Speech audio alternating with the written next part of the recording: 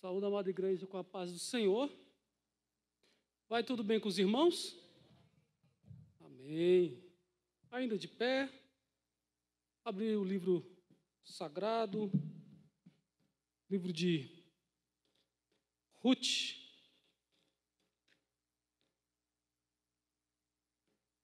Capítulo 1.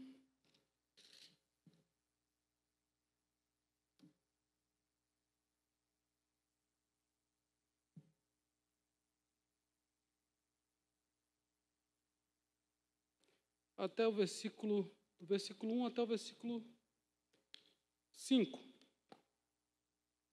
Livro de Ruth, logo após o Pentateuco, livro de Josué, Juízes, Ruth.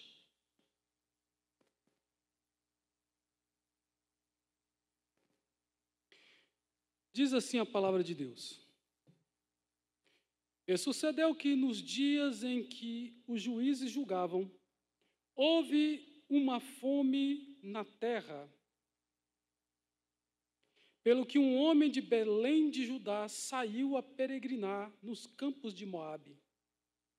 Ele, sua mulher e seus 2 filhos,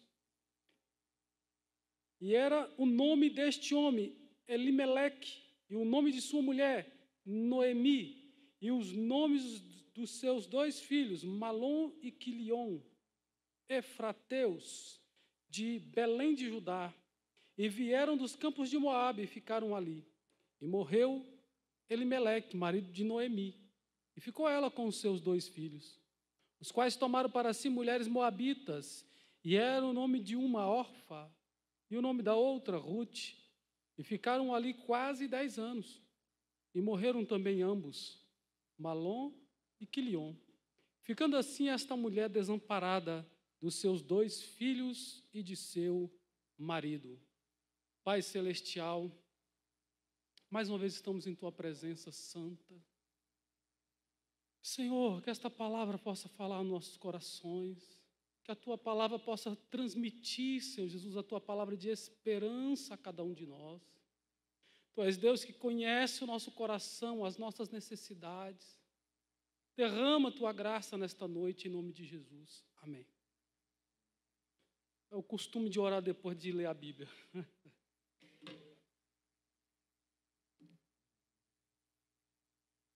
Pastor, o que tem a ver isso com Marcos, pastor? Você não está pregando sobre Marcos? Nós estamos cumprindo determinação da sede. Este mês é pregando para que o ano que vem seja um ano de retomadas. Amém? Retomada espiritual, retomada financeira, o ano da retomada, de voltar a frequentar cultos. Em nome de Jesus, que Deus possa nos ajudar a voltar, a iniciar o ano de 2022, né? Totalmente diferente desse ano de 2020, 2021, que foram anos atípicos, né? Com pandemia, com tudo que a gente tem visto aí. Então, hoje vamos fazer uma palavra sobre esse texto que nós lemos, ver o que nós podemos falar aqui. Primeiro vamos situar a época, né? Logo após é escrito o livro de Ruth, né, colocado na Bíblia Sagrada, no Velho Testamento, logo após o livro de Juízes. O narrador, ele faz um pano de fundo, né? Um pano histórico por aí, para a gente poder entender, faz a localização mais ou menos para a gente compreender quando se deu essa história. Aqui não é apenas um romance, né? Mas é algo real, algo que aconteceu. É uma história com H, não é um conto. Foi uma história realmente muito linda e que a gente fica tentando entender. Os autores, os comentaristas fazem a diferenciação entre Juízes e Ruth, né?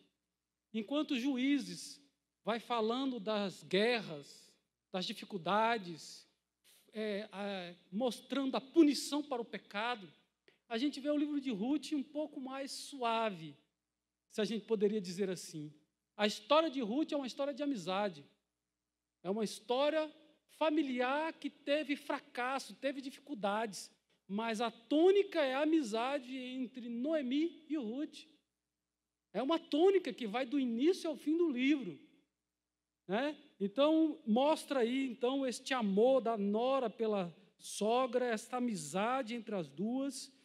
E aí, chegam a dizer que o personagem principal, embora a palavra Deus não apareça, né? Embora isso coloca Deus como sendo aquele que está no papel principal, né?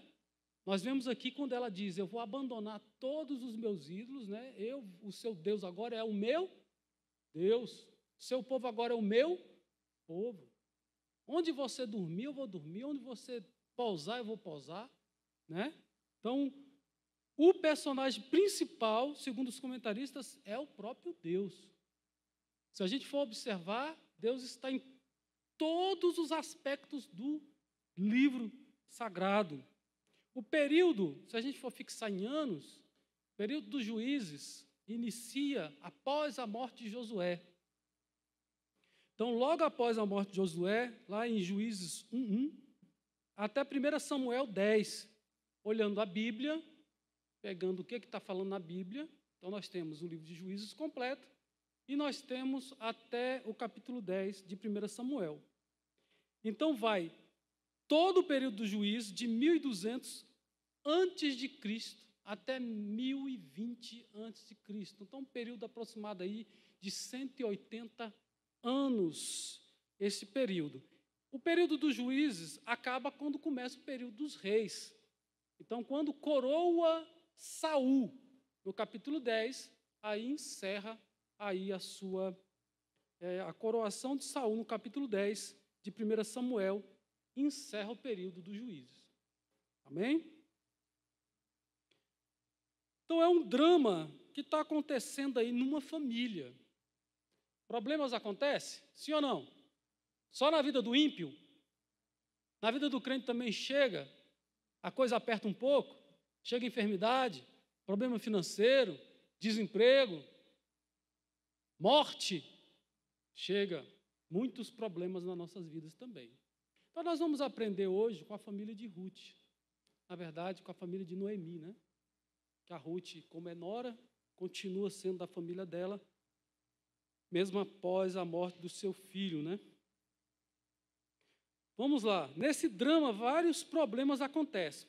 Crise financeira, problema para aqueles que vão imigrar. Havia uma lei, na época, que o imigrante que ia para morar, para fixar residência, ele era melhor tratado do que aquele outro que só passava. Aquele que não tinha recursos, né? Então, o Elimeleque, ele é uma pessoa de recursos.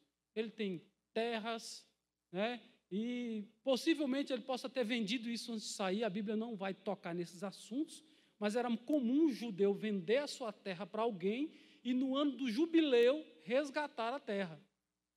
Então, se tivesse próximo o jubileu, se não estivesse, talvez ele tinha pretensão: eu vendo agora, passo 10, 15 anos lá, volto, aí está na hora de voltar para me resgatar a terra.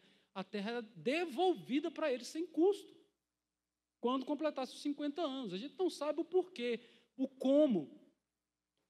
Por que ele saiu, o como ele saiu, a gente não entende, não tem muitas coisas descritas. O porquê, a gente sabe porque o texto vai dizer que houve uma grande fome naquela época. Então, a gente entende o porquê que ele saiu. Mas, nesse sentido, se ele vendeu, se ele não vendeu, se ele vou passar só um tempo lá e volto, ou se ele foi para nunca mais voltar, a gente não sabe o que estava no coração desses homens. Então, nós vamos ver aí problemas que vai acontecer, a morte, né?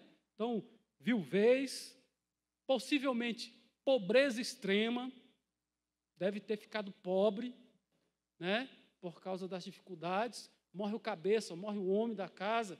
E, às vezes, naquela época ainda, né, o homem era força, era fonte de riqueza, um filho. Então, era uma riqueza.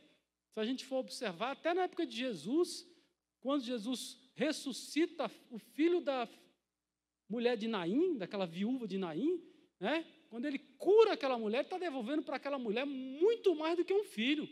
É alguém que sustenta, né? É alguém que cuida, alguém que dá segurança, porque ela estava viúva, ela tinha perdido o seu esposo. E aquele jovem, possivelmente, era a sua única forma de se manter, né? Inclusive, quem tem mãe viúva, é crente, e não cuida da sua mãe, você está pensando que está indo para o lugar, mas pode estar indo para o lugar errado. Cuidar das viúvas, até para eu e você, que somos cristãos, nós temos que cuidar das viúvas. Se descobrir que tem uma viúva passando necessidade, passando dificuldade, tem que ser comunicado isso para a gente poder socorrer essa pessoa.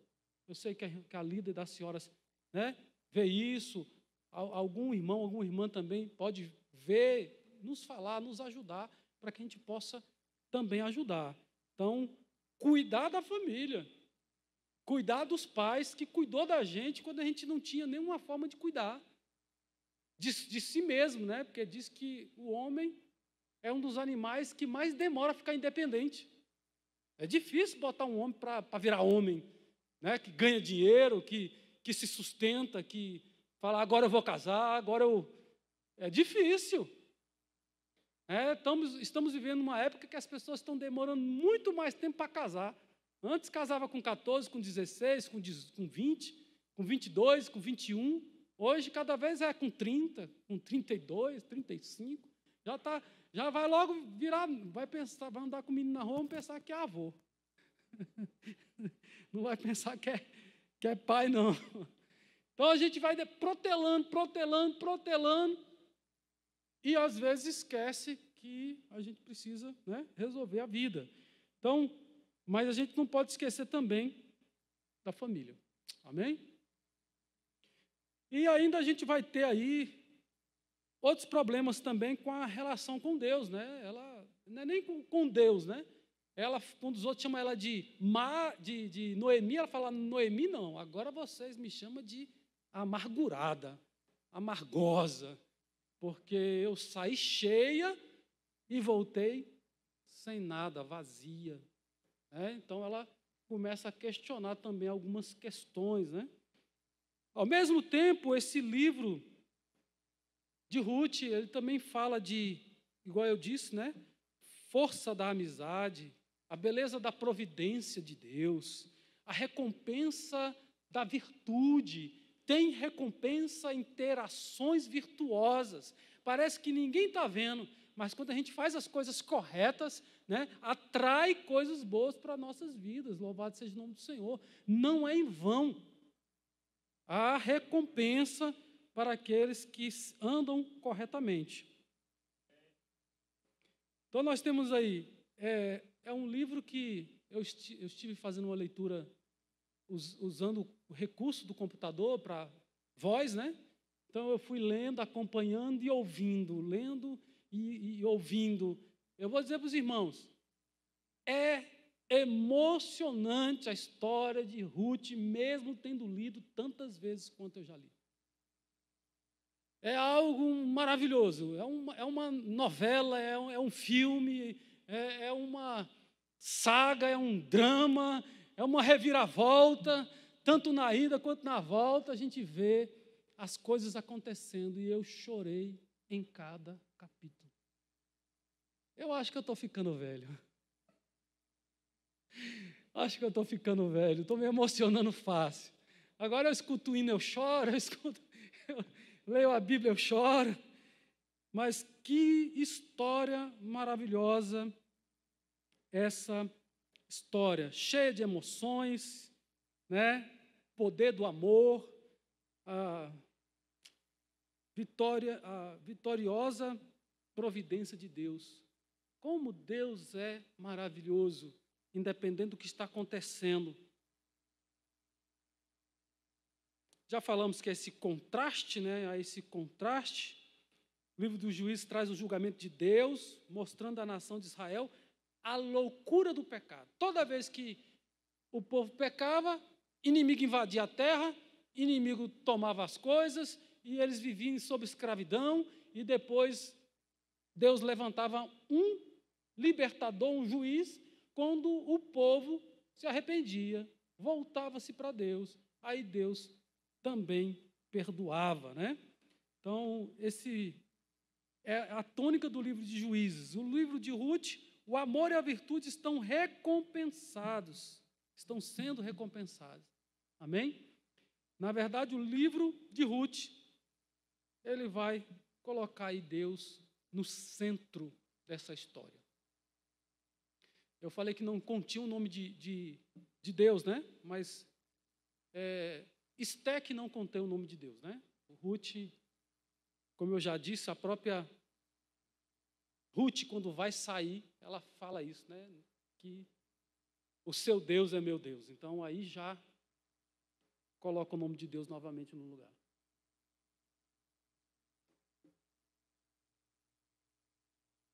Eu já me peguei pensando um pouco o que muitas pessoas pensam, que dizem que a Bíblia é um livro machista. Porque o livro é um livro escrito há muitos anos atrás, principalmente o Velho Testamento, e a gente tem o homem no centro da história, né? As mulheres estão lutando aí pelos direitos iguais, salários iguais e tal, etc, etc. E tem muitas profissões que conseguiram colocar o salário igual e tem muitas profissões que jamais o salário será igual, né? Então, depende muito aí de qual tipo de profissão. Mas a gente vê que diminuiu bastante isso, né? E a gente tende a olhar para a Bíblia para isso. Toda vez que aparece um anjo, o anjo não aparece uma anja. Parece um anjo igual um homem. Não parece uma mulher e diz, era um anjo. Não diz, porque anjo tanto faz, né? Porque não tem sexo, né? Quando fala um anjo, ele vai dizer um varão, um homem, chegou para Abraão, né? Aí você vai ver, é um anjo que chegou para falar com Abraão. A gente compreende quando a gente está estudando. Então, geralmente, a figura do homem, quem é que vai falar com Maria? Uma mulher ou um homem? Um homem, o anjo aparece para ela na figura de um homem e fala com ela, né? Então, a gente vai vendo assim, a gente vai falando assim, a Bíblia é machista. Mas olha só, a Bíblia contém 2 livros com o nome de mulher, onde a mulher é a tônica do livro. Nós vamos ver aqui um livro que cita o nome do pai de 2 filhos, mas eles acabam no primeiro capítulo, só cita o nome dele 2 vezes. No primeiro versículo, saindo, e depois para dizer que morreu. Mas o nome de Noemi aparece do começo ao fim do livro, todos os capítulos. Então, a amizade desenvolve entre Ruth e Noemi, 2 mulheres que se unem e Deus coloca a mão e abençoa. Então, a gente vê que se fosse para ser um livro machista, eu não teria história de mulher para ficar nem constando aí. A gente tem na Bíblia mulher que matou um general, né?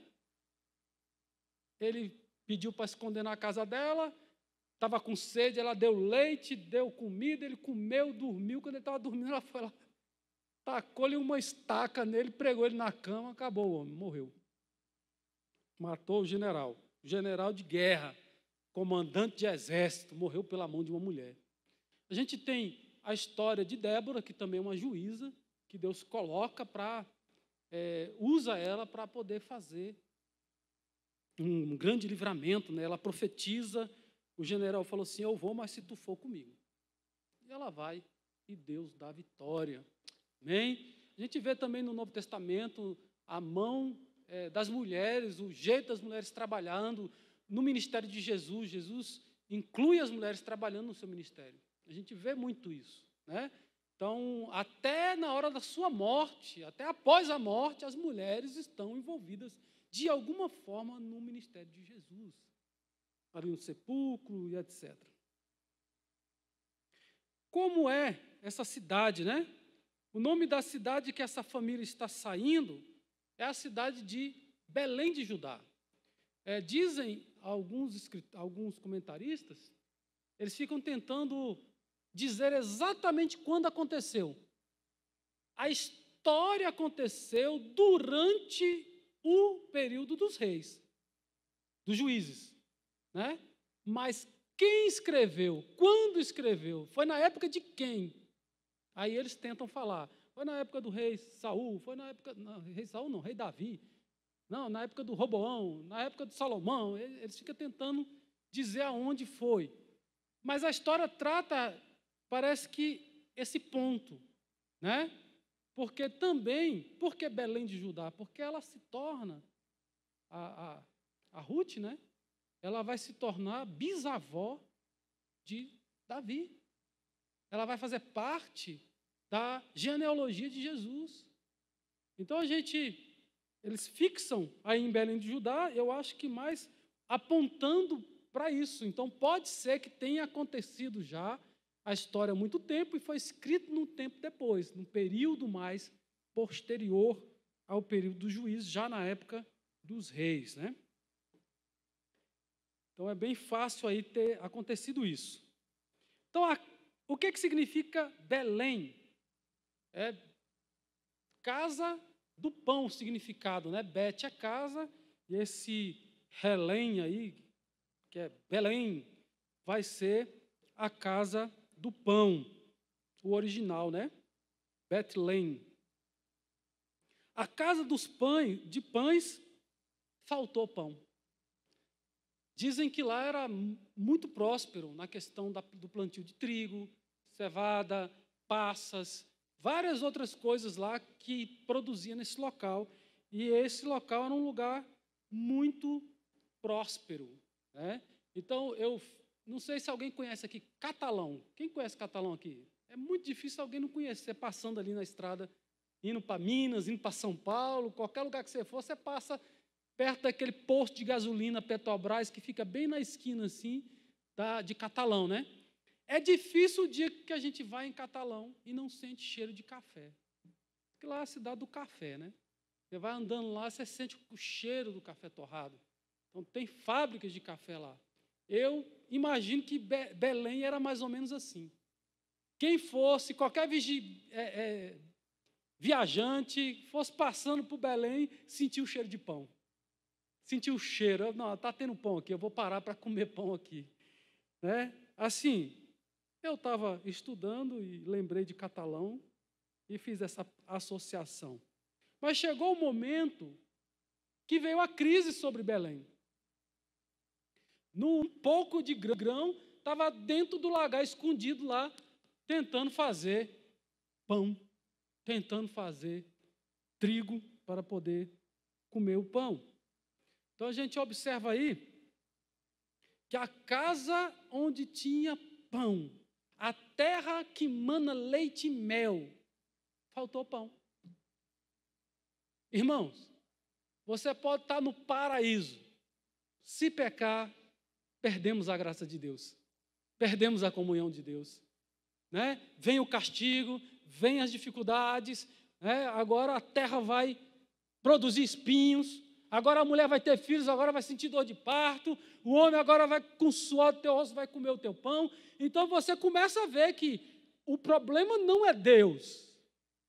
Porque um dos grandes problemas da vida do homem é fazer as coisas com suas próprias ações, depois culpar Deus. A culpa é de Deus. Por que Deus não fez nada? Mas você que fez tudo isso. Tem gente que, quando entra em dívida, vai falar que é o gafanhoto. Eu sou dizimista e Deus não me abençoa. O que adianta ser dizimista e pegar empréstimo, pegar dinheiro com 1, com 2, com 3, com 10, para fazer coisas inúteis, para fazer coisas sem sentido, para cobrir os pés, descobrir a cabeça, e depois reclamar de Deus. Culpar Deus? Tem a assinatura de Deus naquele cheque? Naquela promissória? Tem a assinatura de Deus? Naquele contrato? Tem a assinatura de Deus? Então não culpa Deus, meu amigo, tem a tua assinatura. Então, quando a gente se endivida, tem que parar. Uma vez na minha vida, eu tive muito enrolado financeiramente. E aí eu tive que pegar empréstimo para poder acertar as coisas. Mas uma coisa eu nunca fiz: refinanciar um empréstimo. O cara está devendo, pega mais dinheiro para viajar, aí ele refinancia. Ah, sobrou 2.000, dá para viajar, dá para ir ali em Caldas. Olha, meu irmão, você está devendo, não dá para viajar, não vai viajar, acabou. Vai na roça, vai na casa de um primo, de um parente, de um tio, de um primo, de um avô. Visita os parentes, que é mais de graça. Vamos visitar os parentes, renovar as amizades. Não é? Então, a crise, uma hora ela chega. Uma hora a conta chega. Embora o livro de Ruth não acusa pecado, mas a gente está colocando na história, na época de quem? De Juízes. Então, se eu estou colocando na época de Juízes, eu posso usar o parâmetro de Juízes para dizer que foi mais ou menos isso que estava acontecendo com Belém, e aí o povo fugiu. Eu posso inferir, né? Eu posso depreender disso que está acontecendo como na época de Juízes. Não posso afirmar, mas posso depreender, posso levar um raciocínio para esse caminho. Então, Deus castigou Belém com fome. Deus falou que Belém, que a terra de Canaã, a qual Belém faz parte, era uma cidade que mana leite e mel, e prometeu dar isso para Abraão. Mas a gente pode ver que houve fomes também na época de Abraão. Abraão estava lá em Canaã. Houve fome em Canaã. E Abraão foi para onde? Foi para o Egito. Então, Abraão saiu de Canaã por causa de falta de pão. Então, pode acontecer com homens igual a Abraão, o pai da fé. Houve fome na terra dele. E para ele não passar mais dificuldades, o que ele fez? Ele sai, abandona Canaã, mesmo sendo a terra da promessa. Amém? Então deixou de ser a cidade do celeiro para ser a cidade do desespero. Houve dificuldades de pão. As prateleiras estavam vazias, os fornos não estavam quentes, não se sentia aquele cheiro de pão toda hora na rua. A crise pode chegar e atingir a qualquer um, ricos ou pobres, sim ou não? Coronavírus é doença de rico. É? Só morre pobre com coronavírus. Hã? Pegou, meu irmão, chegou a crise, chegou a conta e saiu resolvendo o problema de todo mundo que estava precisando aquilo que Deus queria. Porque eu não posso deixar de entender que existe um Deus por trás de todas as coisas. Eu não consigo entender. A minha vida é direcionada, dirigida por Deus. Porque quando você tem a vida dirigida por Deus, a dificuldade vem à sua porta e bate. Aí você faz o quê? Desespera? A Bíblia diz que se você se desesperar na hora da sua dificuldade, como é que é a sua força? Pequena, fraca. Você não vai ter força para vencer. Inclusive, quem está acamado tem que manter a calma. Eu fui lá no Sinés algumas vezes, eu orava para ele, Senhor, da calma, da paz. Enche o teu servo de paz. Né? Essa é uma das orações que a gente deve fazer para alguém que está hospitalizado, para a pessoa ter tranquilidade de enfrentar aquele momento. É um momento. Hoje está aí. Glória a Deus. Sendo restaurado, em nome de Jesus. Mas é fácil, irmão Sinésio, passar por aquilo tudo? Ficar sem falar? Não é fácil não, irmãos. Né? Nem falar ele podia falar. Podia nem reclamar. Podia nem falar nada. Mas o Senhor estava presente. Nós temos que entender isso. Deus toma conta da história. Deus intervém na história. Deus é o sustentador da vida. Jesus se compara ao pão. Eu sou o pão da vida. Ele é o verdadeiro pão que alimenta, que preenche, que completa, que dá graça, que nos aperfeiçoa, louvado seja o nome do Senhor. Mas o problema chegou na casa de Elimeleque, mesmo ele sendo rico, mesmo ele sendo abastado, mesmo ele tendo terra, a crise chegou. Ele falou assim, eu vou agora para Moabe. Eu não sei se os irmãos ainda lembram, mas vamos tentar aqui, eu vou falando e os irmãos vão entender mais ou menos, né? A gente tem, aqui em cima vai nascer, fora do território de Israel, lá nas colinas de Golã, nasce o rio Jordão. Gota a gota, de gelo, vai saindo, desce a montanha. Hoje os israelitas tomou as colinas de Golã, né? Então é deles agora, né? O pessoal fica querendo tomar de volta, porque sabe que é de lá que vem a água toda para Israel. E aí ele vem, faz o mar da Galileia, aquele gigantesco lago de água doce, que não é mar de água salgada. Depois ele estreita de novo e vai descendo e vai formar, vai desaguar no Mar Morto. Então, eu tenho esses Rio Jordão, Mar da Galileia, de Tiberíades, descendo até chegar no Mar Salgado, nesse Mar Morto, e desce.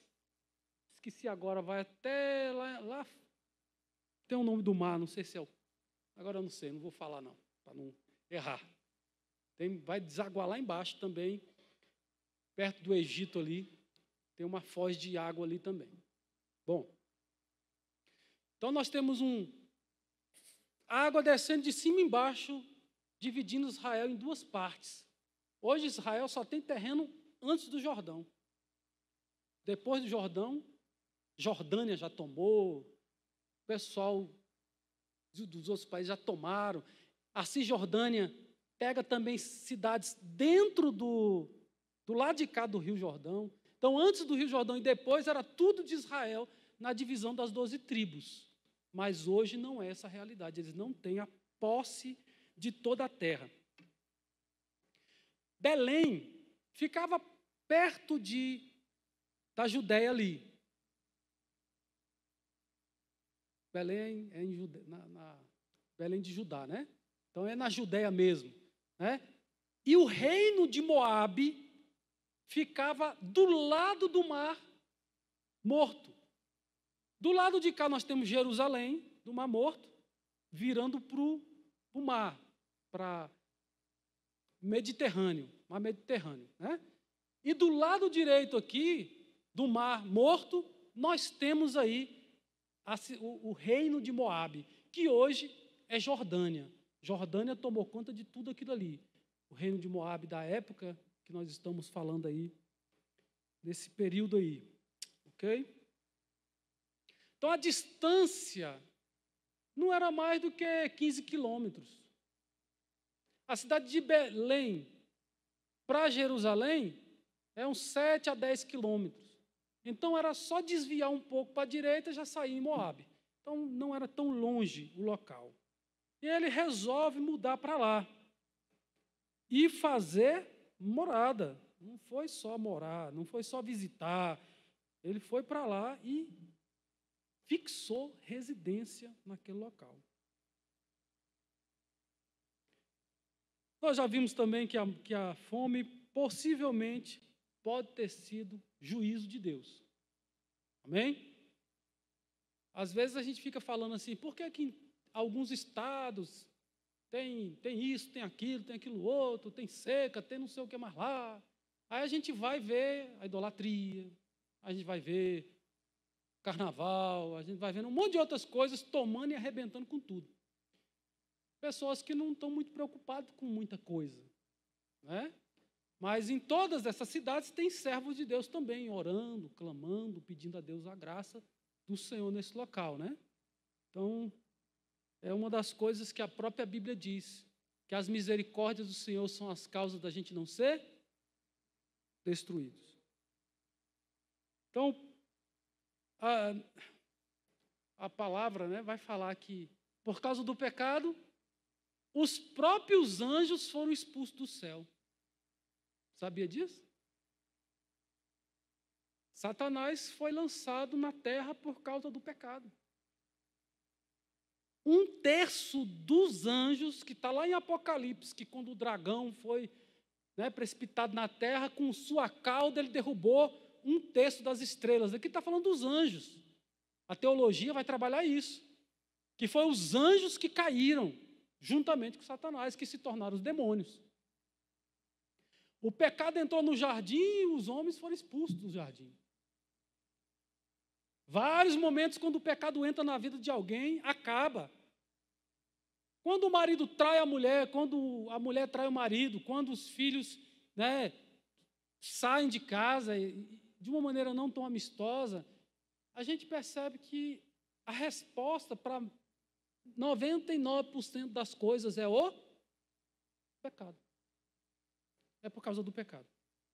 Quando eu resolvo pecar, não importa, era não sei quantos anos pastor, era pastor daquela igreja grande, não interessa, o pecado veio para arrasar, para destruir, para trucidar.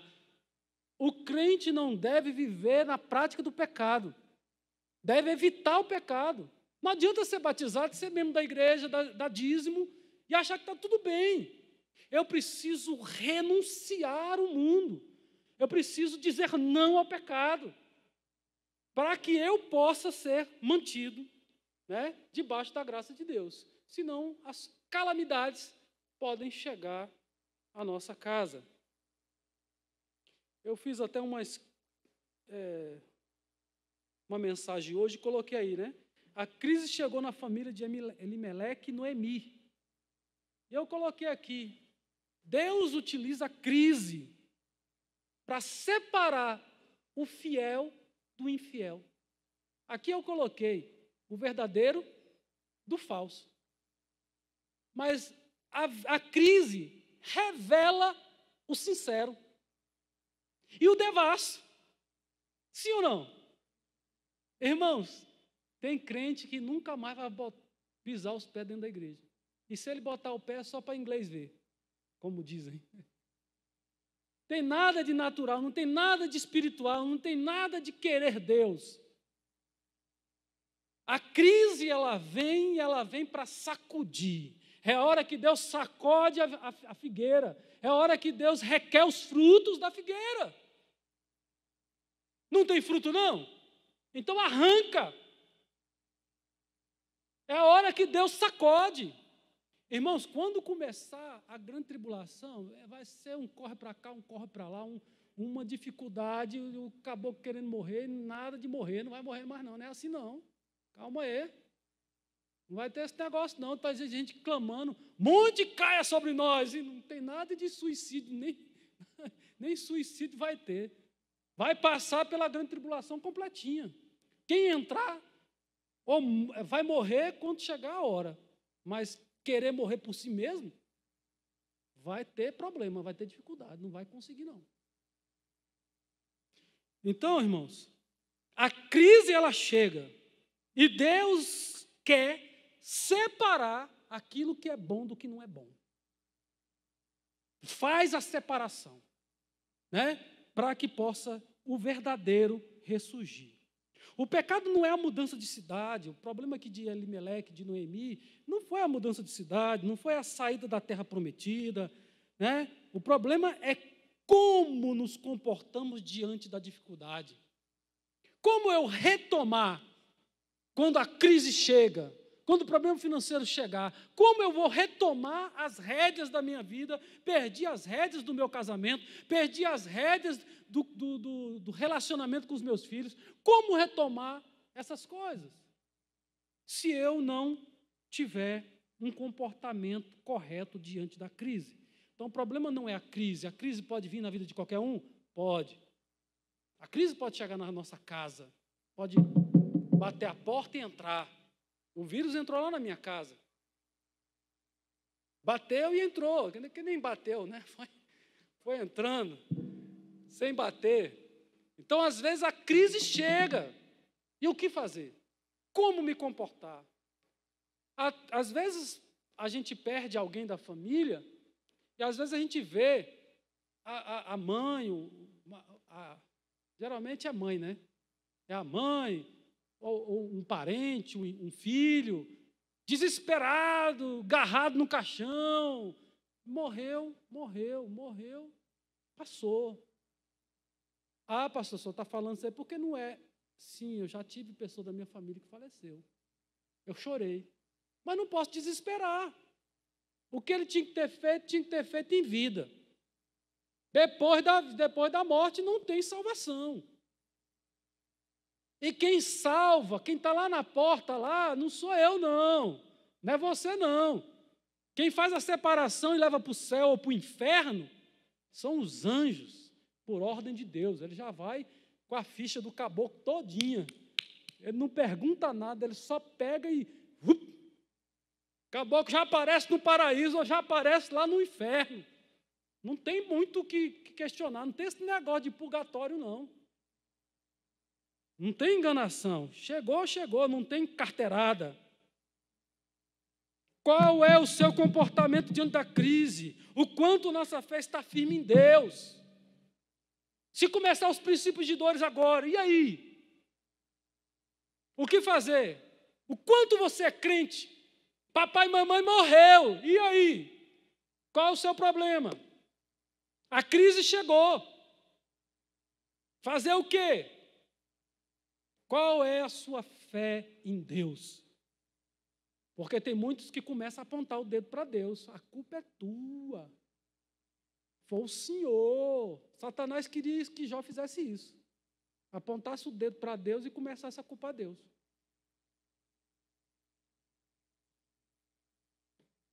A saída pode ser plano de Deus, a saída da cidade de Belém. Abraão foi para o Egito. Daniel foi para a Babilônia. O próprio Jesus foi para o Egito. Então, a saída de Canaã não é o problema. A saída de uma igreja não é o problema. O problema é o comportamento.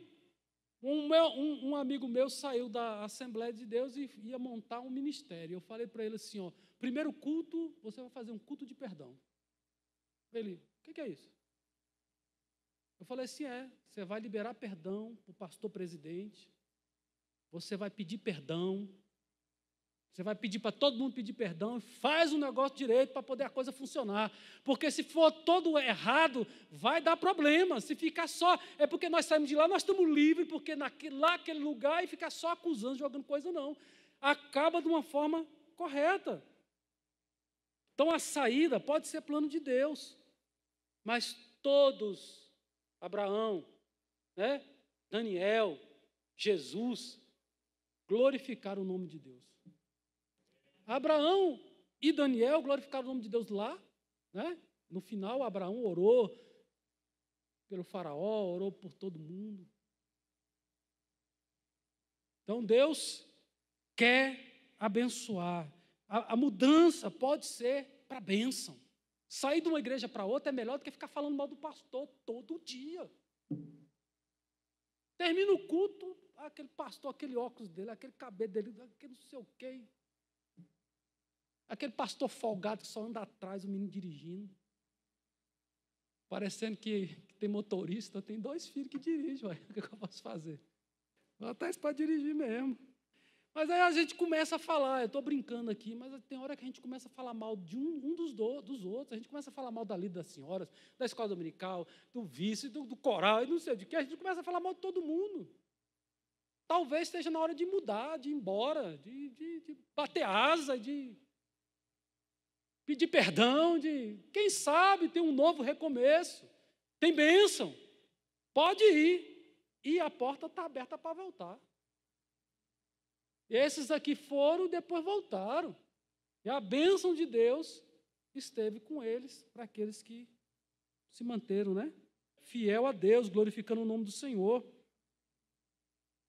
A crise mundial também chegou aqui. Aí eu não quis colocar coronavírus no meu escrito, mas é o coronavírus. A crise mundial chegou aqui, a pandemia chegou aqui. Qual tem sido a sua atitude diante das adversidades? O quanto sua fé foi provada? Foi provada durante essa época? Ah, o coronavírus vai me pegar. Aí vai para o mercado, mas não vem para a igreja. Ah, o coronavírus vai me pegar. Aí vai lá na feira, no meio, que tem que comprar verdura fresca. Ele vai para comprar verdura fresca na feira. Mas escola bíblica dominical, o que é isso? Lá tem coronavírus. Dizem que só tem coronavírus dentro da igreja, fora não tem. Então, irmãos, houve até algumas discussões, algumas pessoas querendo ficar em casa, né, até os pastores ficando em casa. E aí o presidente falou assim, pode sair da toca e vai para a igreja. Você é pastor, você tem que estar lá na porta da igreja. Os outros até podem ficar proibidos de ir, mas tu tem que estar fazendo culto lá. Eu estou vendo os outros fazendo culto em casa. Eu estava fazendo culto em casa, né? Mas eu estava fazendo 2 cultos aqui na igreja e 1 em casa, né? Graças a Deus. Mas se eu tivesse feito igual os outros, tinha levado puxão de orelha e a carapuça tinha servido, né? Mas não serviu para mim, não. Sua fé foi provada? Qual a sua atitude na hora da adversidade? Ah, eu já tentei, eu fui até aqui, mas agora também chuto o balde.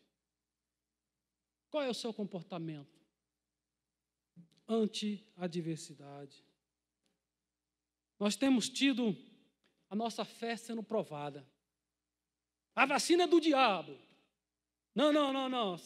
A vacina salva a vida. Nesse negócio. Irmãos, eu lembrei de umas vacinas que eu tenho aqui e tem outra do outro lado aqui. Tem uns bolachão assim de marca, ó. Tem uma que eu não sabia nem o que era. Eu fui para lanchar na escola, me pegaram numa fila lá e 10 agulhadas de uma vez no mesmo braço. Eu falei, meu Deus, o que é isso? Estou vivinho até hoje. Era contra não sei o quê, um monte de doença lá. E às vezes a gente fica com tanta coisa, né? Então, eu respeito. Teve algumas pessoas que optaram, o presidente também, né? Gostaria que não fosse proibido para ninguém trabalhar. Eu não concordo de mostrar passaporte, eu tenho as 2 doses, mas eu não gostaria de ser obrigada a comprovar. Comprova, senão tu não entra. Qualquer lugar que cobrar as 2, eu vou escolher um que não cobra. Quando todo mundo estiver cobrando, aí a gente vê o que faz. Porque quando começar esse negócio de não poder comprar, né, não pode negociar, não pode vender, não pode não sei o quê, eu já sei que eu já estou para lá da época aí, da grande tribulação, já a coisa já está arrebentando. Se a gente passar por esse negócio, nós vamos compreender isso. O anticristo já está tomando conta e nós estamos aí sendo controlados. A gente tem que ter cuidado, com certeza. Então, tem algumas pessoas que entram nesse aspecto e ficam com medo, mas eu fui lá e orei, né? Falei, Senhor, vai comigo, que eu vou tomar essa vacina aí. Acontece coisa para mim não tomar, chegar lá, não der para tomar, não tomo. Cheguei lá, a mulher falou, senta aí. Eu falei, aqui é. Tuf! 2 segundinhos depois já tinha acabado. Fazer o quê, né? Deu tudo certo. Orei em casa, né? Durante a crise, há escassez de pão em Belém. Durante a crise, há perdas. Eles podem ter vendido a preço de banana as terras. Eles podem ter perdido o que plantou, não colheu nada, veio a seca, Não, a Bíblia não detalha porque estava tendo fome. Mas a gente sabe que tem fome quando planta e não colhe. A gente sabe que tem fome quando a seca, quando o gafanhoto vem, quando vem uma praga, quando vem uma tempestade e acaba com tudo, quando vem pedra do céu, igual aconteceu lá no Egito, né? Saraiva de fogo, saraiva de pedra. Então a gente fala, a coisa está feia. Até chuva de granizo aqui em Brasília, às vezes, né? Que se cai na hortaliça, tiver a hortaliça, vai queimar as folhas. Esses dias eu estava na casa da minha sogra aqui na colônia e choveu granizo, caiu umas pedras grandes.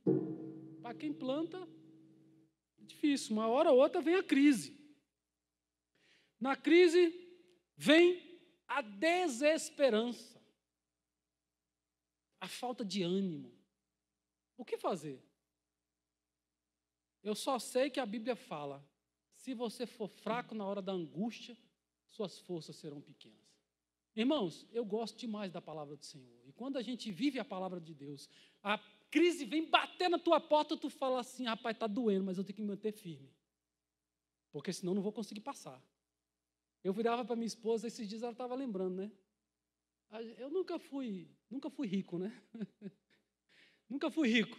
Então, eu sempre tive muita dificuldade na vida, né? E tinha hora que eu falava para minha esposa assim, meu bem, prende a respiração que passa. Eu preciso de não sei o quê. Eu falei assim, segura a onda, espera o mês que vem. No pagamento que vem, você me lembra. No pagamento que vem, ela esquecia. Pagava todas as contas, quando chegava ela, meu bem, você disse que nesse mês, eu falei assim, meu bem, as contas eu já paguei todas. Agora só mês que vem de novo.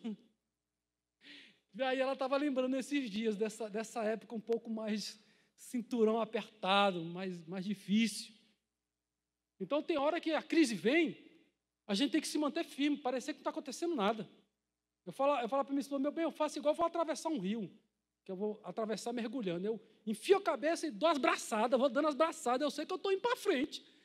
Quando der, eu tiro a cara para fora, respiro um pouquinho, meto a cara dentro de novo e vou de novo. É o nado crawl, né? Cara dentro, cara fora, cara dentro, cara fora, vamos embora, nadando em frente, porque senão vai ficar pelo meio do caminho. Na crise, você pode perder a fé. Na crise, você pode ter experiências inigualáveis e experimentar o cuidado e a providência de Deus. Você pode experimentar Deus cuidando de você. Oh, como é bom confiar nesse Deus, como é bom. Como é bom saber que você vai deitar e vai dormir, vai acordar e Deus vai te sustentar. A palavra diz, em paz eu me deito, em paz eu me levanto. Não é deitar e levantar sem orar não, irmão, é ter vida de oração, é ter comunhão com esse Deus. A coisa está ruim, está angustiada, está tudo dando errado, a crise se instalou. Mas eu vou deitar e vou levantar e vou trabalhar no outro dia. Deus vai me sustentar, Deus vai me renovar as minhas forças. Louvado seja o nome do Senhor. Eu posso perder a fé em Deus. Eu posso perder a fé nas pessoas. Posso perder a fé na humanidade. Eu não acredito mais em nada. Tem mulher que bota os homens tudo no mesmo balaio. Sai fora que eu estou no outro balaio. Eu não estou nesse daí, não. Eu posso até ter pisado o pé lá, mas eu já tirei os 2 pés de lá. Desse balaio aí. Amém? Então, tem hora que a gente coloca as pessoas no mesmo balaio, mas não é bem assim. Com você pode ser diferente? Pode. Entrega o teu caminho a Deus. Confia nele. Louvado seja o nome do Senhor. Ele cuida de nós. Ele tem cuidado de nós. Louvado seja o nome do Senhor. Elimeleque, Quilion e Malom. Na verdade, é Malom e Quilion, né? Desapareceram da história. eu ver aqui direitinho. Primeiro é Malom, de Ruth, e botado o nome do filho. Mas o que vai aparecer lá é o nome de Boaz. E aí o nome de Ruth está lá. De Ruth. E a gente vai ver a genealogia de Jesus, a gente vê que o Boaz era filho daquela que foi da Raabe, daquela que também era estrangeira. Chegou a moabita estrangeira e dentro do plano de Deus, ele se casou com ela. Louvado seja o nome do Senhor. Mas vamos lá. Vamos supor que os que morreram estavam mal na história. Eles não podem falar mais nada mesmo, vou botar na conta deles. Quem morreu não estava muito bem na história, não. Agora, a única que ficou viva foi a Noemi. Então, Deus restabeleceu a vida de Noemi. A esperança de Noemi foi restaurada. A fé de Ruth em Deus foi recompensada e passou a figurar na genealogia de Jesus como bisavó do rei Davi. Amém? Perdeu tudo. Perdeu o marido, perdeu os 2 filhos, perdeu até a esperança. Ela mandando as noras embora, vai embora que eu não tenho mais nada. E se eu voltasse e eu tivesse idade ainda para casar de novo e ter um filho, por acaso vocês iam ficar esperando? Vai embora, não tem esperança, não tem futuro, não tem mais nada para mim. Ela perdeu a esperança. Ela achou que ela ia viver de mendigar. Mas uma viúva em Israel, o certo é eles cuidarem, né? Tem lei para isso lá em Israel, né? Então, talvez ela estivesse voltando, e ela só voltou quando ela pôde decidir. Enquanto ela era casada, ela manteve junto com o marido. O marido morreu. Os filhos começam a sustentar a mãe, a cuidar da mãe. A mãe permaneceu, mas na hora que os filhos morreram, ela assim, vou voltar, porque lá na terra, lá eu sei que lá as viúvas vão cuidar de mim, que eu sou viúva e não tenho filhos. Então, a viúva que não tem filhos, a igreja deve sustentar. Agora, se tem filho, cuida da tua mãezinha, cuida do teu pai. Então, o que aconteceu? Primeiro vem a enfermidade, a gente não sabe qual foi a morte dos 3. Que tipo de morte? Possivelmente, pode ser uma doença, uma febre, um tipo de doença, por quê? Foram ceifados jovens. Morreu os filhos, até os filhos morreram e a mãe ficou. Já não tem mais marido mesmo, já não tem filho, já não tem mais nada, já estou velha, estou viúva, pobre, e numa terra estrangeira. É difícil. A gente às vezes não tem palavras para consolar a viúva, para consolar os pais que perderam um filho. A gente fala os meus pêsamos, Deus te conforte, Deus te abençoe. Se precisar de alguma coisa, estou aqui perto. Mas, na verdade, a gente não vai estar o dia todo com ela. E, às vezes, as pessoas vão ficando sozinhas e a gente percebe as dificuldades. Então, chegou a enfermidade, embora a gente não sabe como, mas veio a morte. Primeira coisa, a primeira derrota dela, ficou viúva. E depois que estava viúva, perdeu os filhos. E os filhos não tinham dado filho para ela, para voltar e requerer a terra, para ainda ter continuidade, né? Morreu os maridos, morreu todo mundo, nós vamos criar esses meninos, mas não tinha menino para criar.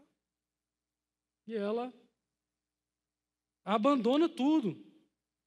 Então, a primeira vontade nossa, humana, é se revoltar contra Deus. É se rebelar contra Deus. É não querer aceitar o que está acontecendo. Mas a gente tem que se manter na fé. em fé, num relacionamento com Deus. Porque se a gente fechar os olhos para Deus, irmãos, já era. O diabo já cirandou, já fez a bagaceira. Ela agora termina o resto, né? E a gente tem que se manter firme para que ele não entre e continue fazendo o que ele está fazendo, se for ele que estiver fazendo alguma coisa. E se for ele, Deus está no controle. Irmãos, até se for Satanás, Deus está no controle. Eu tenho que ter fé, senão eu não consigo retomar a minha vida. Retomar a paz. Como ter paz, pastor? Se eu perdi isso, se eu perdi aquilo, se está assim, se não está... Calma. Calma. Domingo, esses dias eu e o Paulo fizemos uma visita, né, Paulo? A gente falava, calma. Deus está no controle. Deus sabe todas as coisas. Você entende isso? Você consegue compreender que Deus cuida de você, que Deus cuida da tua família, que Deus cuida dos seus, que Deus cuida do seu íntimo, da tua alma, que Deus cuida de todos os aspectos da sua vida? Você consegue entender isso, irmão? Você consegue ver a mão de Deus ou não? Eu vejo. Eu consigo ver.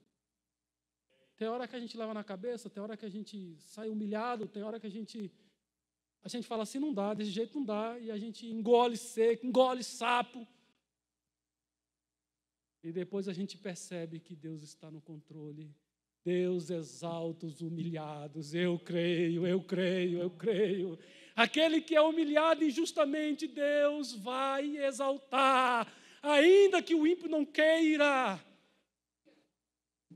Amã queria matar o Mardoqueu, e Deus fez ele colocar o Mardoqueu com vestes reais em cima do cavalo do rei e andar pela rua dizendo, assim se faz aquele a qual o rei quer exaltar. Na verdade é Deus querendo exaltar, não era o rei, era Deus querendo exaltar alguém que o outro queria matar. Então, durante a crise, é difícil passar pela crise, mas como eu vou retomar?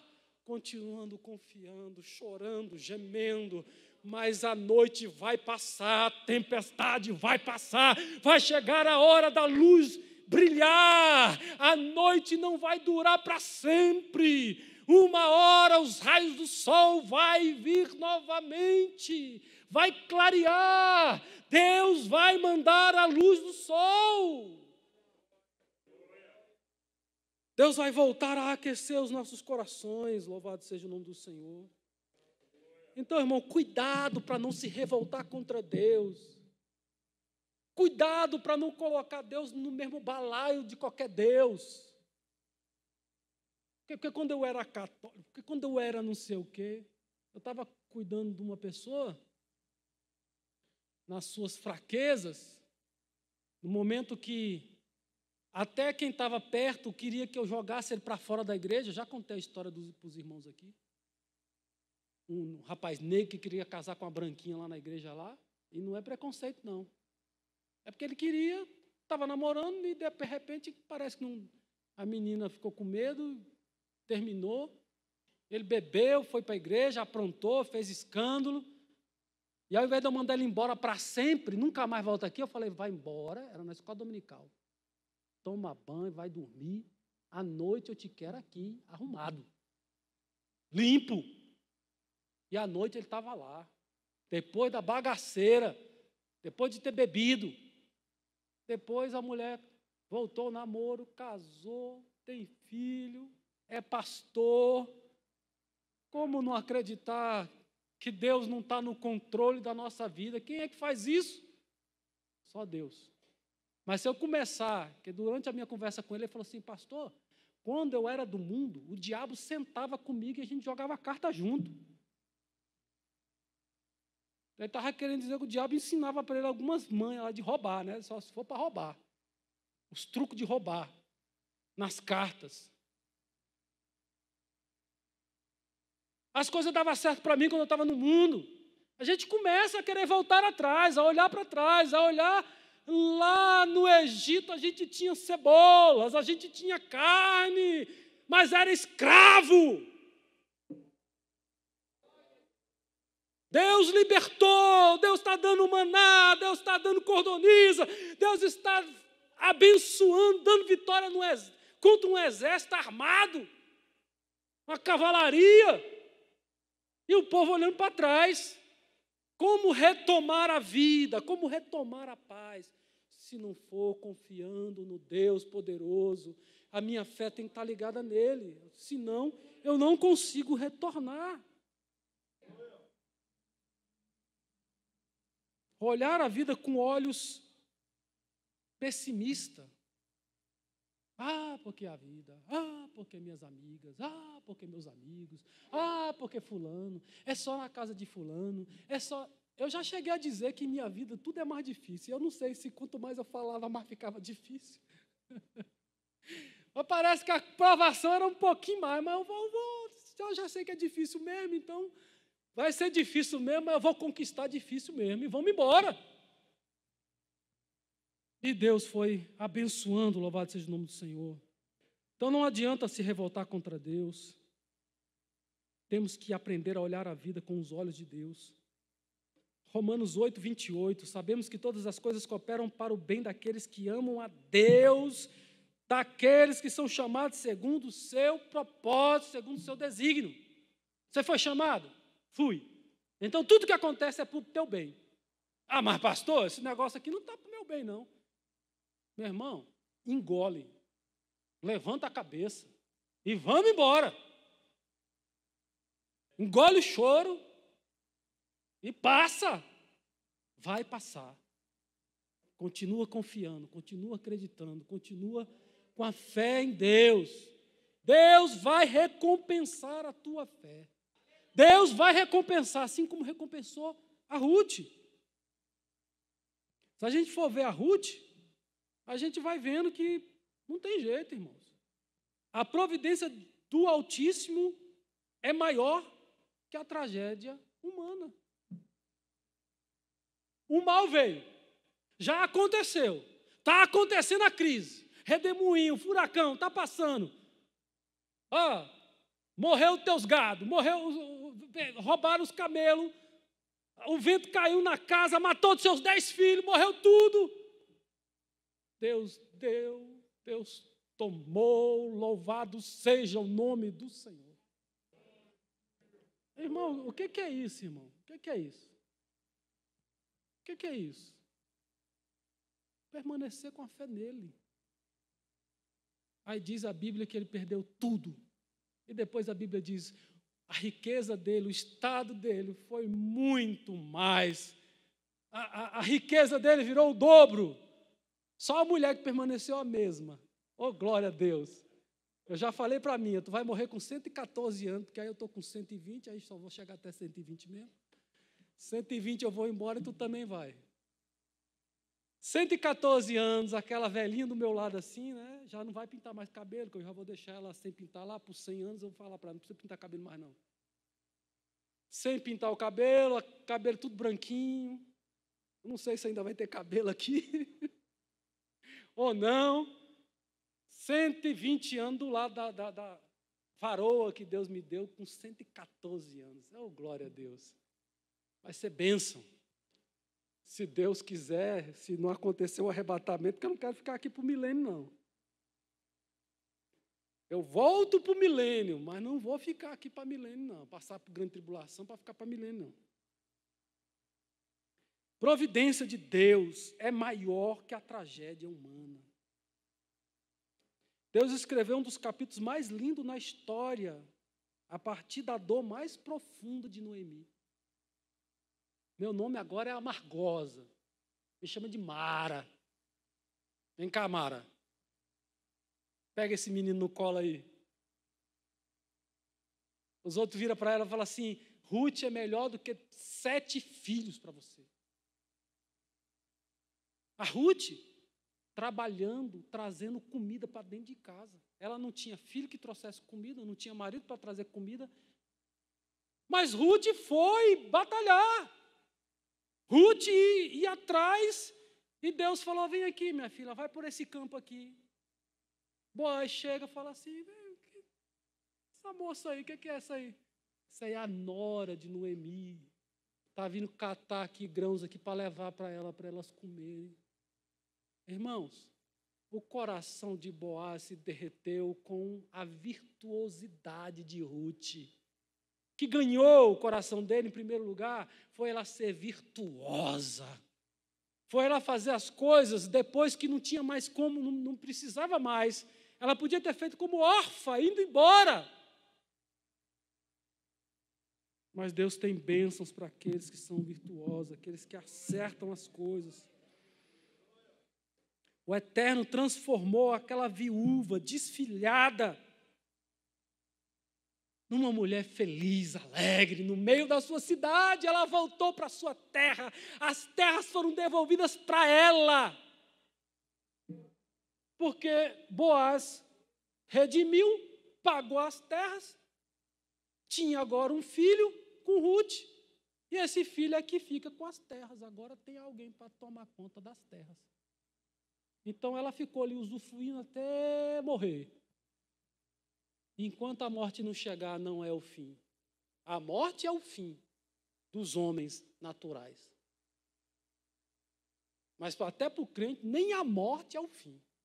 Porque nós morremos na esperança da vida vindoura, do arrebatamento, da transformação dos corpos, do reino com Deus para sempre. Louvado seja o nome do Senhor. Irmão, o crente tem que andar de cabeça erguida. Tem hora que a gente olha para o chão e aí a gente fica meio...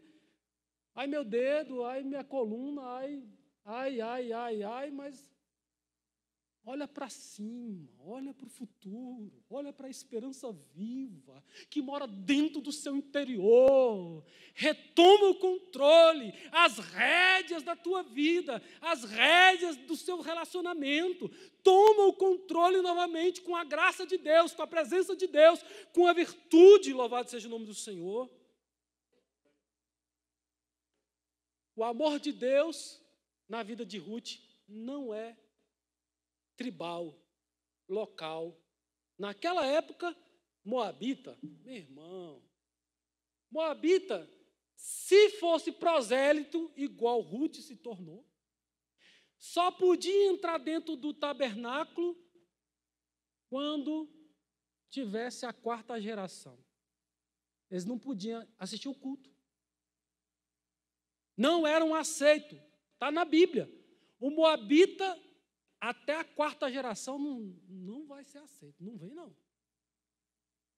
É só na 5ª. Mas no caso dela, o seu esposo era judeu. Então, o seu filho também é judeu. Então, ele vai entrar aí também. Então, o amor de Deus é universal. Em toda a história do mundo, a gente vê a bênção de Deus. Você vai vendo a história. Jetro era hebreu, mas era sacerdote de Deus. Ele era midianita. Tinha nada a ver com o povo de Deus, mas tinha a presença de Deus. Deus falava com ele, Deus revelava. Ele tinha sabedoria, tinha conselhos para dar para Moisés. Abençoou a vida de Moisés com a filha e com os conselhos. Amém? A gente vai vendo, Labão, tem nada a ver com o povo de Deus, mas Deus falava com ele. Ele queria amaldiçoar, Deus falava assim, não amaldiçoa não, abençoa. E aí ele abençoava. Ele foi contratado para amaldiçoar, mas não podia porque Deus tinha falado para não fazer. Então a gente percebe Deus controlando a história, Deus em volta de todas as coisas, irmãos. Confia nesse Deus, acredita nesse Deus, continua fiel a esse Deus. Que você seja próspero, que você seja abençoado nessa terra como humano, como homem, como pai, como filho, mas que você seja também bênção para alcançar as bênçãos celestiais, e não só as bênçãos materiais. A Bíblia diz que quem alcança só essas bênçãos aqui, quem quer ser feliz só nessa terra, é o mais miserável dos homens. Nós temos ainda a vida eterna, nós temos a presença desse Deus glorioso, nós temos a eternidade para desfrutar da companhia desse Deus. É isso que Ele deseja. Amém? Acho que eu já passei, né? Vem louvar? Equipe de louvor? Equipe de louvor. Vem louvar a Deus. Irmãos, isso aqui é só introdução. Aí depois eu vou entrar capítulo por capítulo, se for a vontade de Deus. Se não, eu mudo a história e faço introdução de outra coisa também. Quem sabe, né? Dar uma esmiuçada no outro personagem e compreender que Deus é soberano e que Deus está por trás da história. Louvado seja o nome do Senhor. Deus está no controle. Olha que Deus que você serve, irmão. Ele está no controle da natureza, Ele está no controle da história. Nós não somos marionetes na sua mão, mas Deus não permite que o mal chegue. Se Ele não permitir, o mal não vai chegar. Mas é o diabo que se levantou, ele vai cair, o problema é dele. Eu não tenho compromisso com ele, eu não sirvo a ele.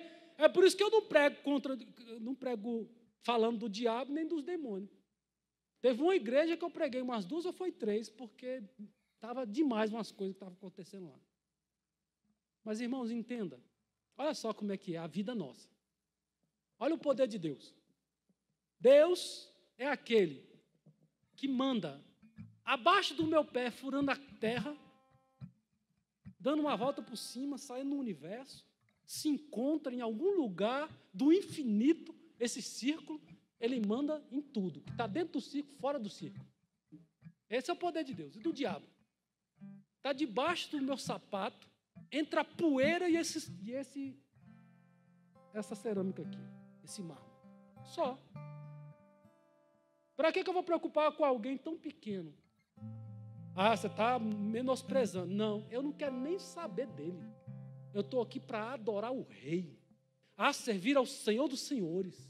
E o simples fato de servir a Ele, acabou o resto. A mão dele se estende sobre a minha vida. Ele cuida dos meus. Ele cuida da minha casa. Ele prospera, Ele coloca a mão. Se Ele abençoar, está abençoado. Se Ele dizer que vai viver, vai viver. A palavra dos homens não é a última, é a palavra de Deus que tem que ser a última. Quando Deus falou, acabou. Deus não falou nada, vou continuar brigando, nadando, enfiando a cara na água, eu vou sair do outro lado, Deus vai ser comigo. Louvado seja o nome do Senhor.